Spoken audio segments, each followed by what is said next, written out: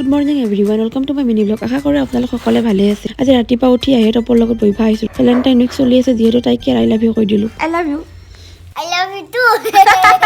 তাৰপাছত ইফালে আৰু বৰমাই দিপৰাৰ ভাতৰ কাৰণে আঞ্জা কুটপাই আহিছে। ইফালে আৰু টপৰ আৰু মই মেলি দিলোঁ ফুলখিনি বাহিৰত আনি কিনে ৰ'দত। তাইক বোলে মই ভাত খুৱাই দিব লাগে, তাইক ভাত চাত খুৱাই দিলোঁ। খুৱাই দি কিনে আৰু কি কৰোঁ, বৰ হৈ আছিলোঁ। সেইকাৰণে ভাবলোঁ কেইটামান বগৰীয়ে খাওঁ। খুৰাহাৰ ঘৰত বগৰী আছে। টপৰ আৰু পেংগীক লৈ কিনে তাহাৰ ঘৰত আহিছোঁ বগৰী ছিঙিবৰ কাৰণে। তাৰপাছত ওচৰতে বগৰী লাগি আছিল, তাৰ ছিঙি কিনে খালোৱে মই। তাৰপাছত আৰু খুৰাৰ পুতেকটোৱে আহি কিনে বগৰী পাৰি দিলে আমাক। তাৰপাছত কেইটামান হাতে দিও ছিঙি আনিছোঁ। আহি আছোঁ আৰু ঘৰক লৈ কিনে টপলা বগৰী হৈছে আৰু কিবাকে। তাৰপাছত আমি ঘৰ আহি পালোঁ। ঘৰ আহি পাই কিনে শুকান জ্বালা অলপ টাৱাত গৰম কৰিলোঁ। গৰম কৰি কিনে এইখিনি মিক্সিতে মাৰি ল'লোঁ এঠান।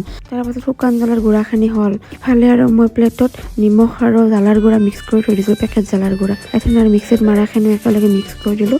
ভালে লাগছে খাই, মই এনেকৈ খাই বিৰাট ভাল পাওঁ। আৰু তাহাৰ বগৰীকেইটা এনেও টেষ্টি। এঠানত টপু আৰু মই বাহিৰত মেলি দিয়া ফুলখিনি ভিতৰত থলোঁ।